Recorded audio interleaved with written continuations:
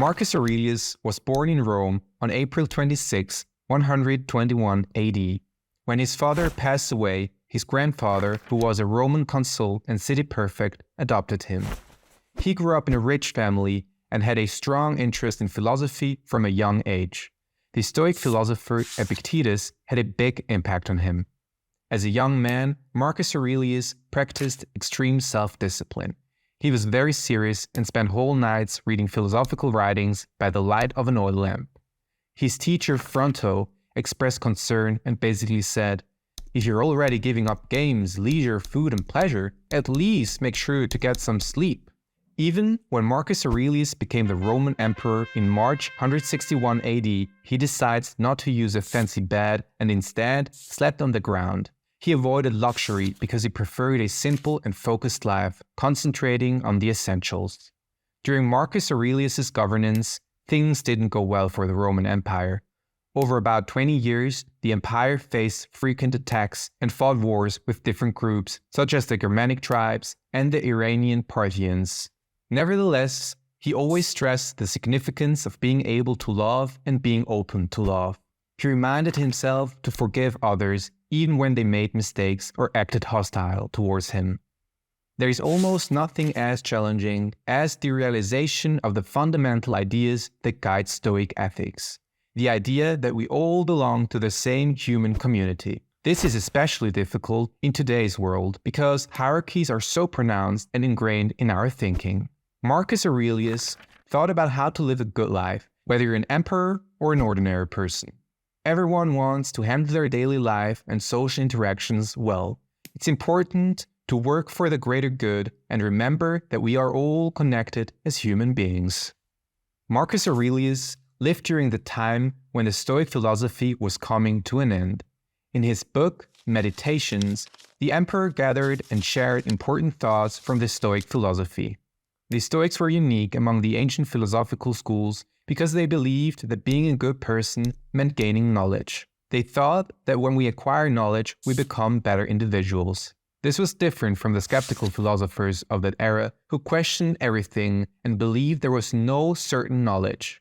For the Stoics, however, there was valuable knowledge, and they believed that living a happy life meant being guided by that knowledge. For the Stoics, knowledge is not about facts as we mostly understand it today. For them, knowledge was rather the opposite of opinion. While anyone can have opinions based on emotions or biases, a knowledgeable person uses their own reason, thinks independently, and doesn't just follow the crowd. They carefully consider various aspects of a situation, weigh pros and cons, and arrive at a sensible conclusion. For the Stoics, this kind of thoughtful reasoning is considered the highest virtue.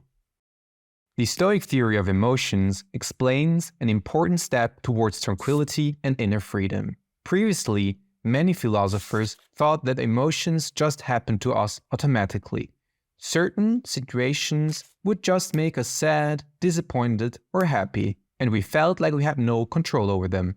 However, the Stoics believed that we are actually responsible for our emotions. In other words, we have the power to control our own emotions. When we change how we think about a particular situation, our emotions can change too.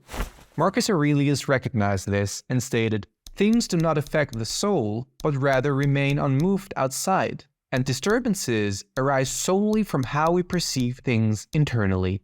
Thus, someone who adopts a Stoic mindset cannot be easily offended. Do not waste the rest of your life with thoughts about others. That is, when you ponder over what this or that person is doing, why they are doing it, what they say, what they think, what they are plotting, and all such matters, that diverts your attention from observing your own reason. So in life, it's essential to distinguish between what you can control and what you cannot. You must recognize that you have the power to control your thoughts and feelings. This sense of freedom and responsibility gives you a fresh outlook on the world and your life. It helps you to deal with tough situations and become more calm and composed. We must realize that we all have an inner castle where we can find safety. By recognizing this, we can choose not to let external events easily disturb our peace of mind. It's in our power to decide how much we allow outside influences to affect us. Marcus Aurelius was a philosopher of inner reflection. He believed that our greatest strength and security come from within ourselves. People look for peaceful spots in the countryside, by the sea, or in the mountains to find solitude. However, it's quite silly to seek external places when we can find peace within ourselves anytime we want. The best and most serene place to withdraw is our own soul, especially if we have something deep within us that brings us comfort and relief. So remember to take time for yourself and find inner harmony. Marcus Aurelius passed away on March 17, 180 AD, in the ancient city of Granutum. It's thought that he fell victim to the highly contagious Antonine plague that was widespread at that time. After Marcus Aurelius' death, his notes are found and published. They were divided into 12 sections with almost 500 entries. The Meditations are a significant work in Stoic philosophy and are considered a timeless piece of world literature. Translated into numerous languages, the book has sold millions of copies up to the present day.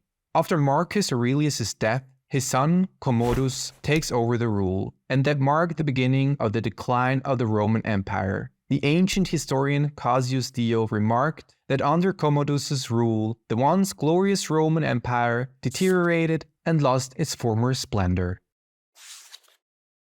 Marcus Aurelius' Meditations were written during a devastating pandemic almost 2,000 years ago, but even today they stay relevant. In recent years, Marcus Aurelius and the Stoic philosophy have gained popularity outside the academic circles.